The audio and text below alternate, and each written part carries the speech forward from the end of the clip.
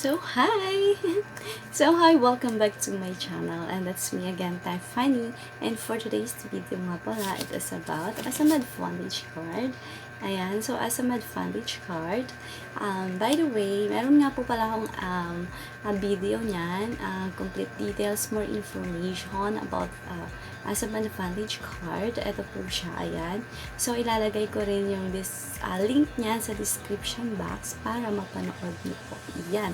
So, this video po pala is requested by my viewers. Ayan siya, or dito. Ayan. So, ayan. So, sabi niya, gumawa ako ng tutorial na paano mag-activate nitong as a advantage card and explain in Tagalog. So, this is requested by my viewers. Hi, Con, sa viewers ko. Thank you so much, and thank you so much pala sa pag-click ng video na to. And thank you so much sa request mo, and ayan, this is it. And ayun, I just want to share din na kung gusto nyo, meron kayong gusto i-share or gusto nyo i-vlog ko or gusto nyo i-content ko, ayan, i-vlog ko, information. So, pwede po kayong mag-comment sa aking video, and then gagawa natin yan ng paraan para ma-i-vlog natin and to share din natin sa iba. Ayan, diba? So, ayan. So, wag na natin patagalin. Let's get started!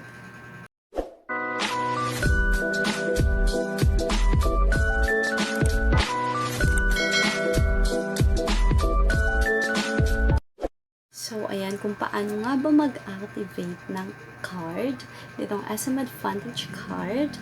Ayan, so paano natin siya i-activate? Anyway, so ito unahin ko lang muna. So, paano nga ba nagkakaroon nito?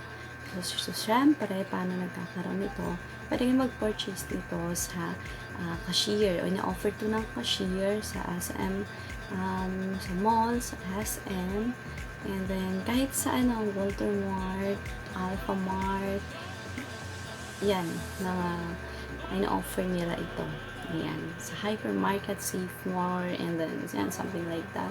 Ayan, ina-offer po nila ito. And then, so, ayun. So, pag nagkaroon na kayo nito, so, syempre, naka-purchase na kayo nito.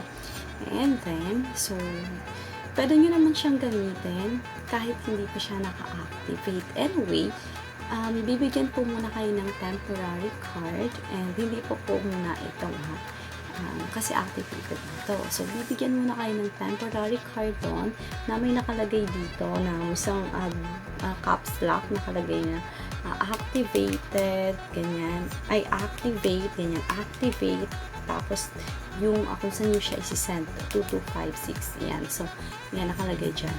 Yan. Activate 2256. Ibig sabihin, hindi pa siya activate, i-activate mo pa siya pagkatapos nyo siyang mabili. Pero, ang kagandahan doon, pwede nyo na po siyang magamit even hindi pa siya activate. So, ayun. So, kailangan natin siyang i-activate kasi, bakit?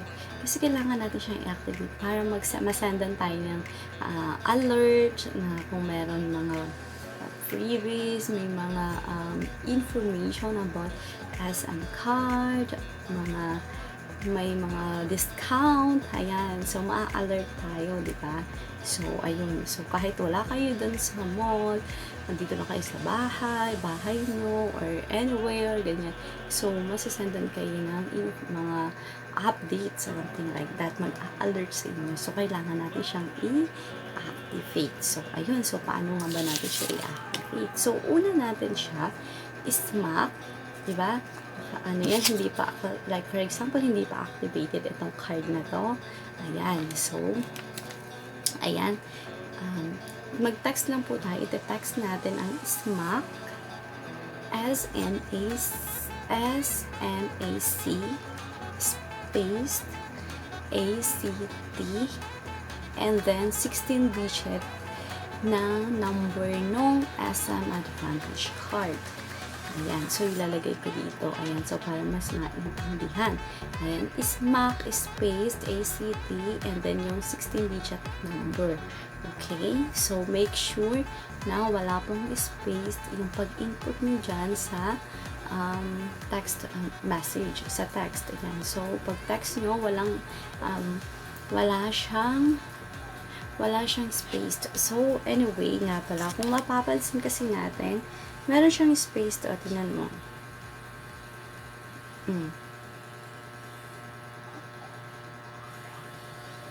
Diba? May space siya. May space yung bawat, may space yung, halimbawa, 8880. Ayan, tapos spaced. 8724. Ganyan, space na naman. 3423. Yan. After 4 digits, diba, nagkakaroon siya ng space. And then, 2643. Ayan. So, pag input natin dyan, pag ito-text natin, is make sure na wala siyang space. Okay? So, kapag may space, may text lang kayo ng yung smack ng incorrect. So, ayan, ite-text lang kayo nila ng incorrect ang inyong in-input. So, make sure wala siyang space. Okay? So, saan natin siya isi-send? 2256. Okay? Nagets nyo? Smack, ACT, and then yung 60-digit numbers, and then send it to 2256. Okay? Isasend natin siya sa 2256. However nga pala, gusto ko lang share na sa Google, or pag search nyo siya, or even itanong nyo siya dyan sa customer service counter, ay starting ng February 2021 po is February 1, 2021, the new contact number ng SMAC kung saan nyo siya isi-send is 225600. Ayan, so makikita nyo sa card yan kung saan nyo nga ba siya isi-send. 2256 or 22560. 22560.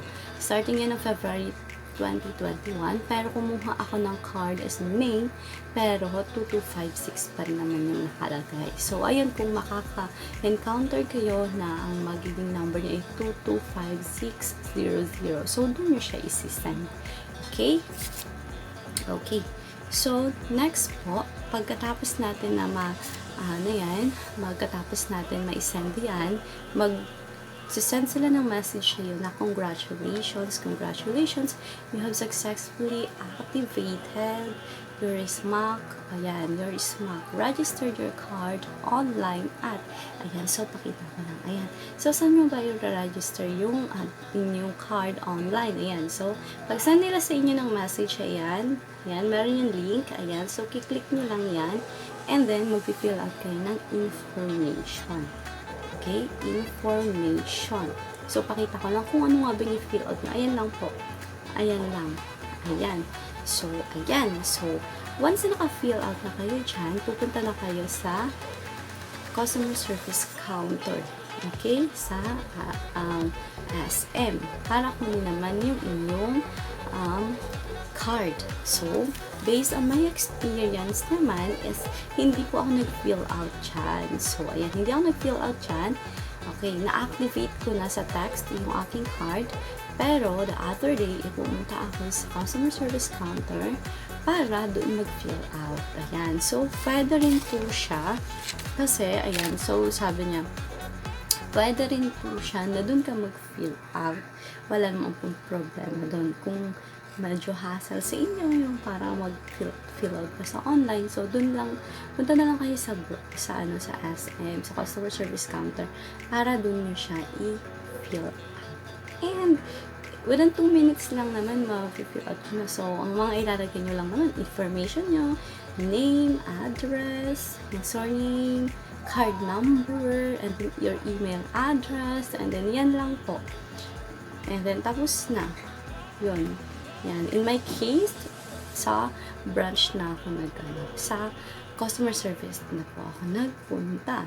Kasi, sabi sa online, nakalagay doon, and fill out online registration form. Yan. So, fill out online registration form daw. So, pwede ka sa online or visit customer service counter. So, yun lang po. Napakadali lang po, di ba? So, ayun, yun lang po kung paano natin i-activate ang ating card. So, sobrang dali. Ayan. So, sana may natutunan kayo sa video na to. Napaka-easy lang. So, ilagay ko na rin dito yung SMAC Assist. Ayan. smack assist. Anyway, pwede kayong mag-contact dyan. So, ayan, may hotline na siya, and then may cellphone number din, Globe Smart, ayan, etc. So, pwede kayong mag-contact dyan sa other information, other na questions ninyo. So, ayan po. Ayan. And, ayan, so, sana po, may natutunan kayo sa video na to. And, ayan, so, thank you so much sa pagtapos ng video na to. And sana, ayun, may natutunan kayo sa video na to. And inaulit ko po, kung mayroon kayong request or video na gusto nyo i-vlog ko, information na gusto nyo pong malaman, and i-share natin para ma-share din natin sa iba. Mag-comment lang po kayo sa mag-comment lang po kayo sa comment section, and then gagawin natin ng paraan para ma-flag natin and to share natin sa iba yung information niya. And that's it. Thank you for watching. I hope you like this video, and please like this video nga po pala. Please like this video, and hingi pa ako ng favor na i-subscribe my channel para updated ka whenever I upload a new information. Thank you so much. Bye. Thank you.